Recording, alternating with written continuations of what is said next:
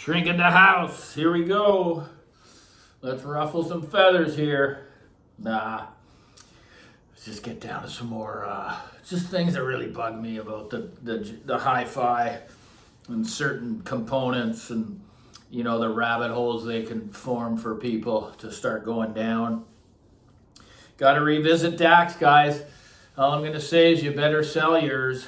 You better sell it.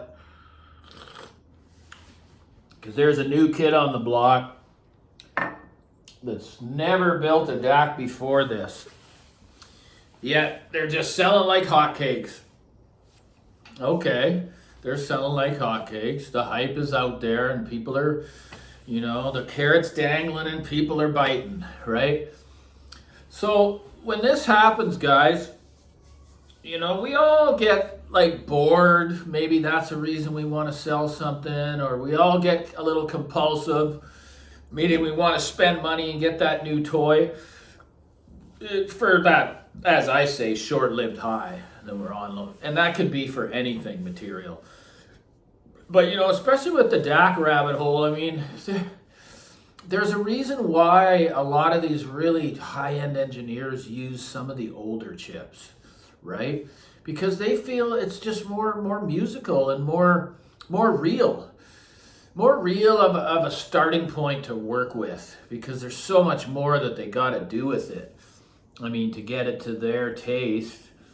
Like Belcanto's one of them. I know you think I'm a poster boy, but I do love Belcanto. And he's been working with Burr Brown, and he's not the only one. For a couple decades, refining Burr Brown. I just think that once an engineer finds their flavor, they don't change it. They don't believe in the latest and greatest chip, because they're just happy with the sound that they're getting, and they want to stick with that and refine it and get the best out of it they possibly can. So I don't think there's a deeper rabbit hole someone can get into other than the DACs. There's one getting released every 6 months. It's just like computer software or a computer. They're outdated before they even get started, I myself never, I don't know why, I just never got caught up in that.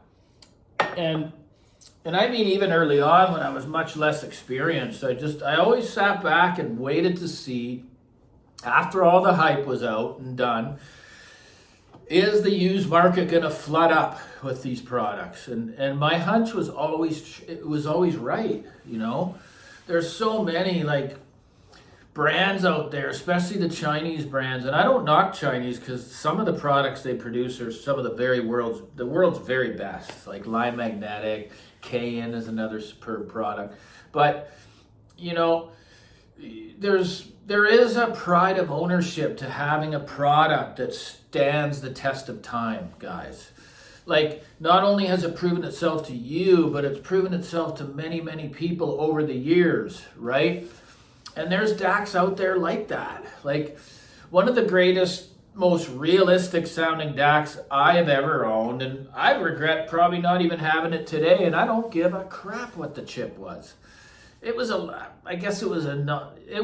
Metrum. So at the time, it was the no holds barred DAC by Metrum before the Pavane came out, which was called the Hex. It had whatever hexagon means, it had 9 chips per channel or 8 chips per channel. I don't know. But again, I can't get into the technical. It was a NOS DAC. I don't think it was a ladder DAC.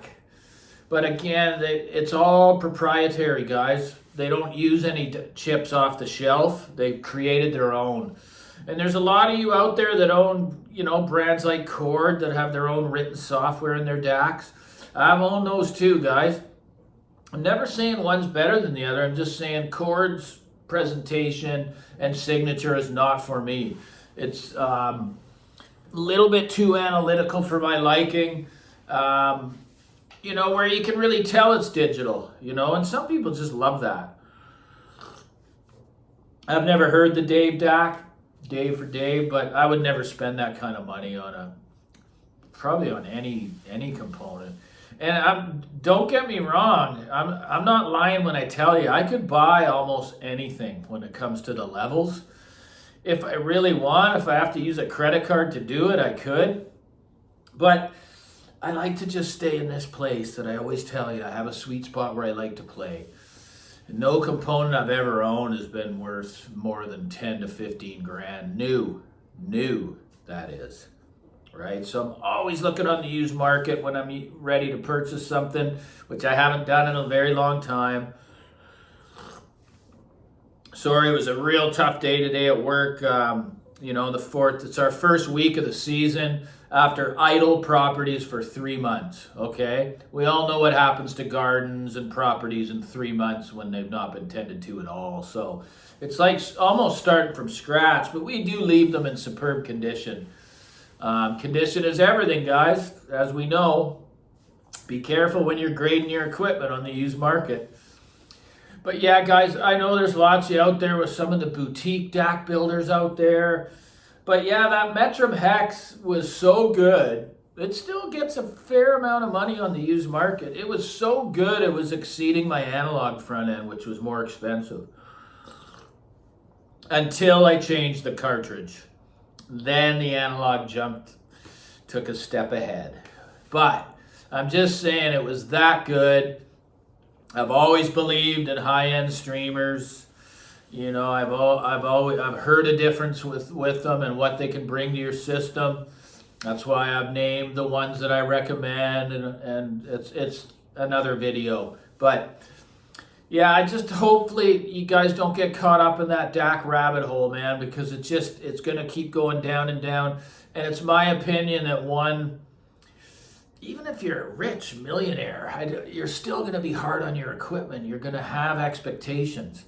The way that I've avoided those expectations is just playing and it's almost like a sweet spot of hi-fi, meaning, $5 grand max on the used market. It can get you such amazing products, used, especially when the brand isn't quite as popular. You can get things up to 15, 20 grand for 5 grand that were once, that's what they retailed, right? So, yeah, it's a slippery slope, the DACs, guys. I mean, there's guys that have been working with these Burr Browns and these other older Philips chips and things like that for years, right? Refining them to as they gain more experience in their engineering journey. They're bringing the very best out of those chips that they possibly can. Now, wouldn't you want to go with that instead of something that's just new to market and it's got the latest and greatest chip in it, and then 6 months later it's obsolete? So this is just the shrink's advice, and it could, I know lots of you already know this probably, but don't go by what's written on the paper. Don't go by what people are saying on YouTube. Just they're getting views for bringing a new product to y'all to see. Big deal. It's not truth. It's not the truth that you need to hear when you're spending your hard-earned money, okay? And that's what I'm trying to do here on YouTube. Just help others, man, the best way that I know how. I've just never been caught in that rabbit hole in the DACs. And I feel for people. Like, I know people that are in big debt because of this hobby. And they can't stop themselves. They just keep doing it. Like, over and over again. They can't see that it's an illusion, Just sit back, listen to music. Don't worry about your equipment. You've been doing it long enough. You've been buying and, over and over and over again, but expecting the same, and you're just getting the same result. Not settled, right? So, anyway, guys, thanks for all the support. You know who you are. With the brilliant comments. The last video was meant to be humorous, and I love the comments. They were great. So, you got to have fun once in a while, right, guys? Anyway, hi, Mom. Hi, everybody. Like and subscribe. Cheers.